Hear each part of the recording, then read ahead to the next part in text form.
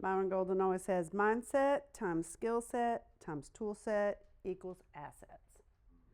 So mindset times skill set times tool set equals assets. What are assets? Lots of things can be assets. Anyway, that's a different conversation. Yeah, that's a big.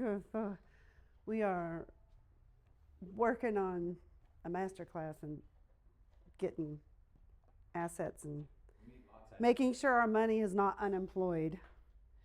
That's another concept to learn. All right. Oh. Oh, shoot. Somebody posted something the other day. And it's just a screenshot of a quote, and I don't even know who made the quote. It says, one life, just one. Why aren't we running like we are on fire toward our wildest dreams? Most of us are walking leisurely toward the future, toward what we want. We're leisurely walking. Oh, it's over there. I'm going to get there. No, there's just one life. Don't get there in 30 years from now. Like Jonathan says, don't come in and be lazy. Come in and scoop up everything that's around you, every asset, right? Because there's a lot of assets here for you to you younger guys who haven't been selling cars as long. There's a lot of assets for you to take advantage of, right? Tools, right? Omar's a tool, Rick's a tool, Brian's a tool, Eric's a tool, Jonathan's a tool, right? Jonathan hasn't been in the car business that long, but that dude is super smart. Not the smartest person in the room, maybe. It's debatable. I have my own opinion about who that is, but that's debatable. Why aren't we running like we're on fire towards our wildest dreams? Why? Why? That's a good question. Why aren't we? There's too many to answer. Well, a lot of it has to do with this, what we've been talking about, right? Mastery, self-mastery. I'm still working on self-mastery and our mindset. If your mindset is, I'm going to get there eventually, right? Then you're going to plod along. And eventually, when you're 70, you'll be like, woohoo, I got the life I've been trying to get since I was 20, 50 years. Woo! Right? Okay. We've been learning about, Eric and I have been learning about velocity, the velocity of your wealth, and how to increase the velocity of your wealth. Let's increase the velocity of getting our wildest dreams and start running like we're on fire toward them so that you can have, like, I've said this before, I didn't get a G-Wagon till I was 57, and it's 10 years old. It's not like a brand new limited edition that someone we know paid $250,000 for theirs. What's great if you can do it. I don't really have a desire to have a car that expensive. I'd be afraid to drive it, but that's beside the point. Yeah. Like, he's 20 years younger than me. Right? Like, he got lit on fire and has been running toward his wildest dreams. Whatever he could think of, he's going and doing it. And they're having this great success. I'm talking about Andy Elliott, and I wrote in it, and it was really beautiful. He's like, I can get you one. I know the guy. I was like, I'm pretty sure I'm not getting a 250. Yeah, it was like there was like less than 100 of them made or something. I don't know. It was very limited. But anyway, he's like, I know the guy who has it. He's got another one. I was like, it's all good, bro. I don't need that. I could $250,000. I could travel for a year and see really cool things. All right.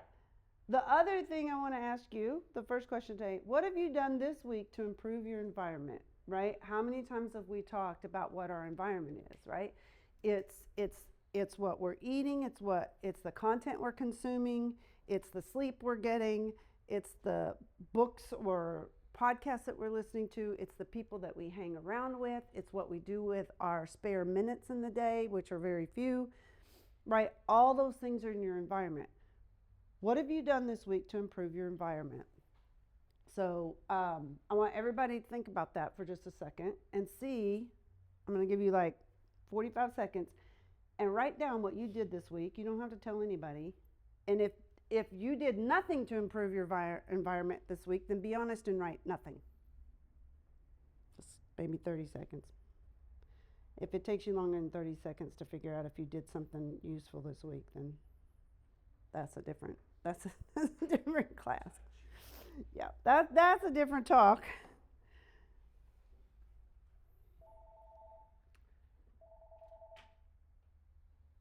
All right. Does everybody think of something, even if the word is nothing, that you did this week? All right. Huh?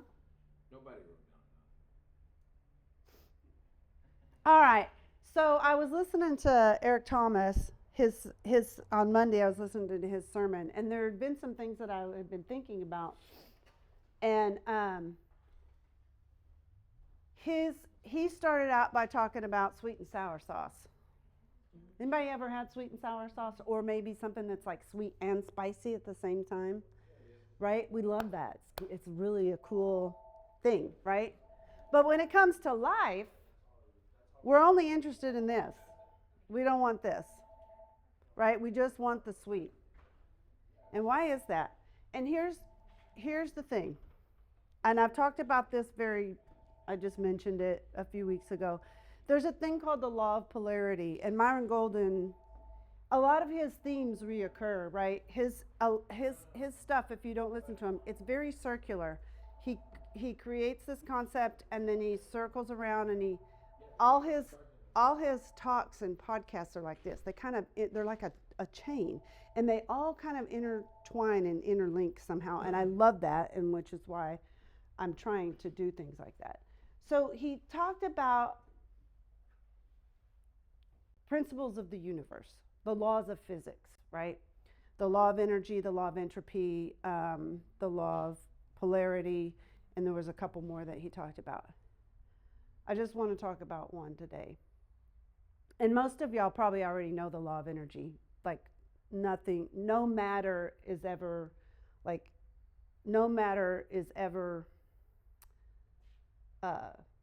destroyed. Yeah, matter is never destroyed. It just takes it on a different form, right? If you burn a piece of wood, there's fire, and then the wood turns to ash, and then those nutrients go back into the ground, and the tree isn't really gone. It's just changed form and gone back and nurtured. So that's the law of energy. So the law of polarity. What I was going to say, the principles are the principles are the principles of the principles. It doesn't matter what you do, what anybody does, they work exactly the same.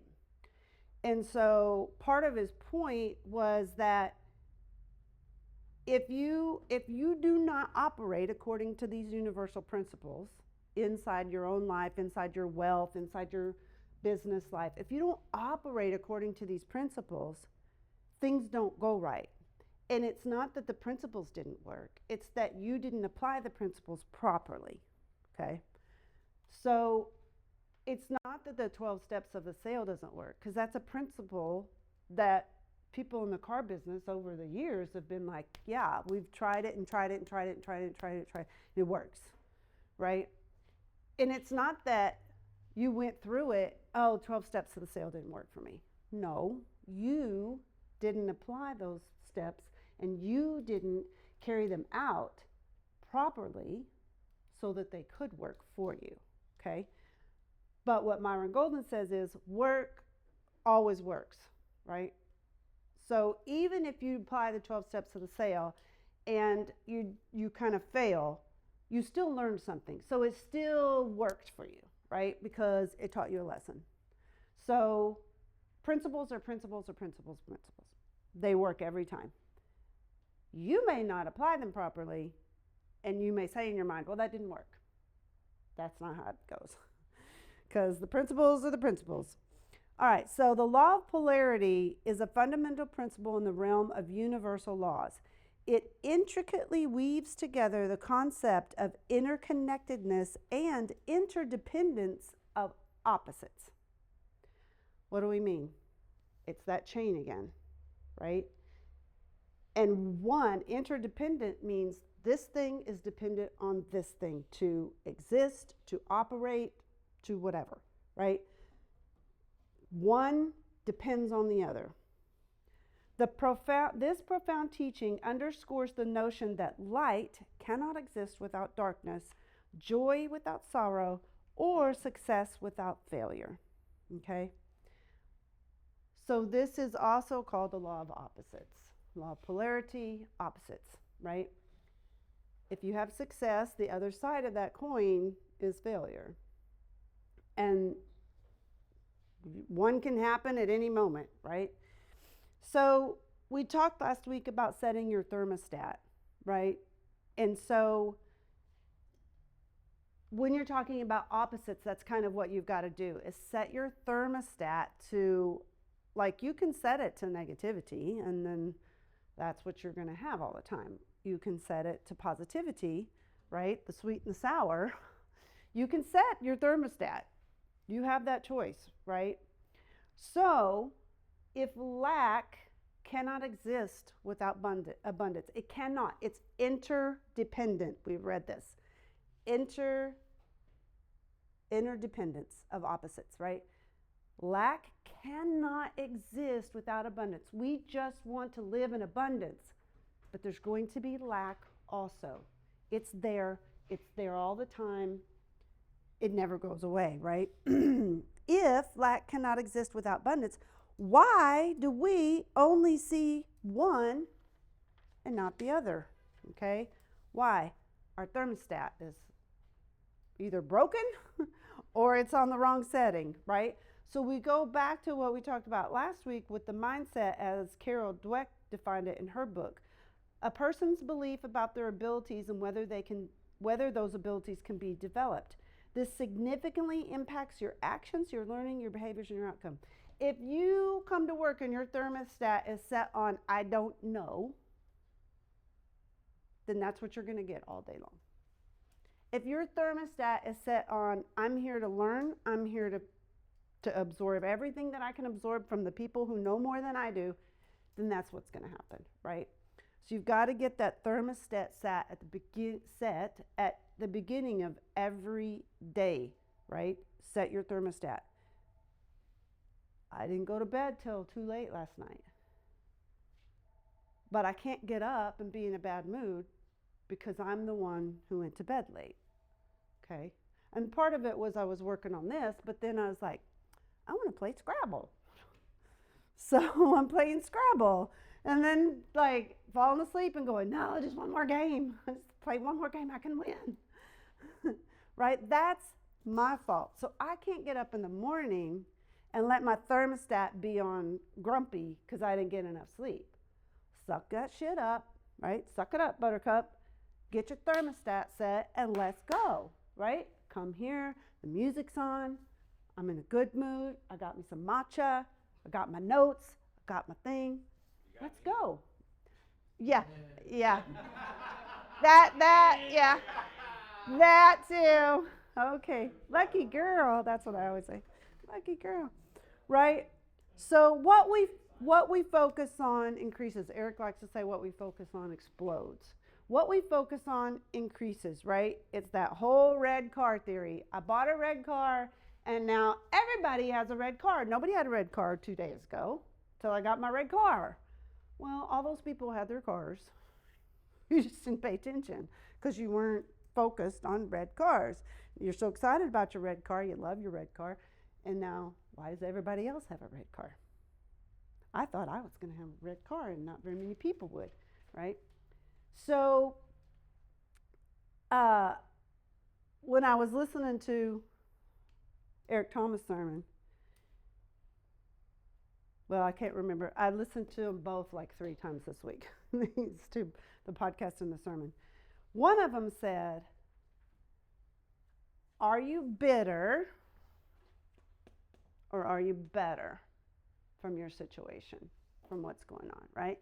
You can get bitter that you tried the 12 steps of the sale and it didn't work. Those customers, they just were being unreasonable and they just didn't want to listen to me and I was doing everything for them and they just left. Okay, you're going to be bitter, or you're going to go, okay, what did I do wrong that they didn't agree? And sometimes it might not be what you did wrong. Sometimes customers are unreasonable. We all know that. But most of the time, it's because you haven't gotten better, you've gotten bitter. Okay? So, in Carol Dweck's book, she was telling the story about Mark O'Mara and Tiger Woods, right? So, y'all know who Tiger Woods is? Okay. Like one of the best golfers that's ever been on this planet, right? When he was 3 years old, his dad was taking him out, and if he hit a ball out in the woods, his dad would say, "What's your plan? What are you going to do? What's your strategy? What's going to happen here?" He's 3. But look what he grew up to be, right? His dad lit him on fire and made him run toward his wildest dreams. He didn't say, "That's okay, you're only 3, let me help you." He said, "What are you going to do?" That wasn't where I was going with this, but I remembered that. So he grows up, he's amazing, and he becomes friends with Mark O'Mara, who's a good golfer. He's a good golfer, but compared to Tiger, that's a lot, right? So he had to play in the Masters tournament alongside Tiger the year Tiger won, and that was I think we watched that, the last round of it, and it was amazing. And so Mark O'Mara chose to learn from that experience and to be able to take away from someone who was better at the game than he was, who knew more than he did, and who was succeeding, right? He chose to use Tiger as a tool to help him move himself forward, right?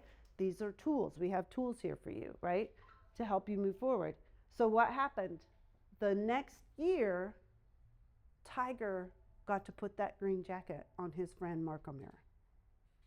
Like that's amazing, right? That he didn't get bitter, right? He got better because his friend beat him. His friend won. I didn't win.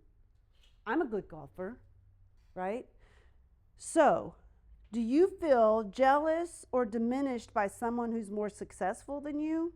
If so, you're focusing, your thermostat is set to lack, and you've got a fixed mindset. Do you feel inspired to work harder or learn more? Then your thermostat is set to abundance and a growth mindset, right?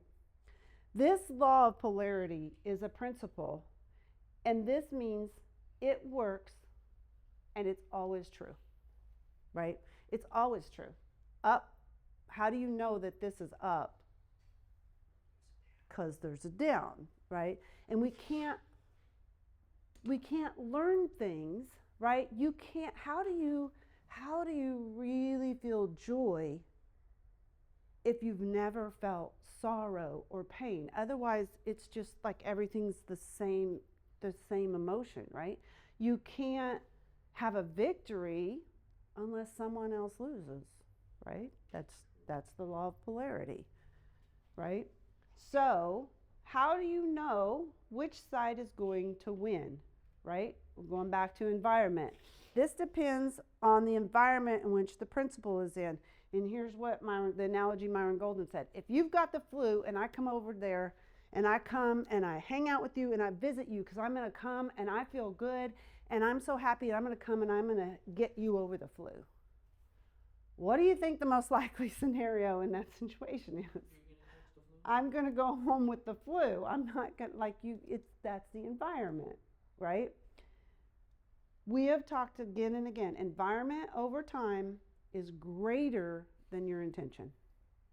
So if you're not changing your environment, which is the first question I asked you, what have you done this week to improve your environment? If you're not improving your environment, any intention you set, any thermostat you set, right? You set your thermostat in the winter and you open the doors and the windows, your house will not be warm because you have created an environment that is contrary to your thermostat. In the summer, open all your doors and windows. It's going to be freaking hot in there. Shades are up, sun's coming in, but I've got it on 62. Just give it a little bit longer, a little bit longer, a little bit longer. No, you've created an environment that has made it impossible for you to carry out your thermostat, to carry out the intention that you've set for it. Again, John Maxwell says opportunity is usually disguised as a problem. All right. We have to adjust our focus, which is our thermostat, to a different direction, right? When you go to the optometrist, he's like, number 1, number 2, number 3, number 4, right? I don't know if any of y'all work. No, Those of y'all. One better, or she Yeah. says it's One better, and they turn these little things, like, yeah, and you're like, hold on, wait a minute. Let me look at it again. And you got, I literally just did that like last week. yeah. They do that, right? Yeah. 1 better or 3 better? No. And then they're like, okay, read this.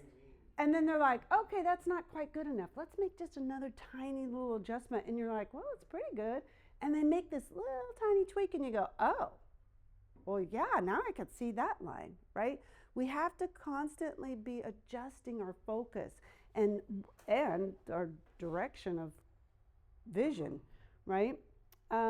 Set it in a different direction. Optometrist, right? So Myron Golden said this, and it was like, sometimes people say things and I go, well, I knew that, but like I didn't know that. Like, right? Like it just made sense in a different way. Because he was talking about the law of polarity, right?